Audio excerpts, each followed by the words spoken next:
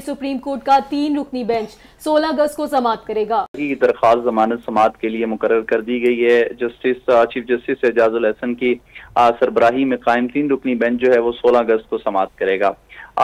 जो बेंच है इसमें जस्टिस जमाल मंदोखेल और जस्टिस शाहिद वहीद शामिल हैं।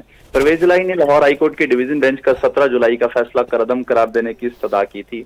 दरख्वास्त गुजार को निगरान हुकूमत आते ही कानून नाफिज करने वाले इदारों की जानिब से सियासी इंतकाम का निशाना बनाया जा रहा है। ये मौकफ में जो है मजीद कहा गया कि दरख्वास्त गुजार को मुख्तलिफ मकामात और इंक्वायरियों में जली तरीके से मुलव्वस किया जा रहा है।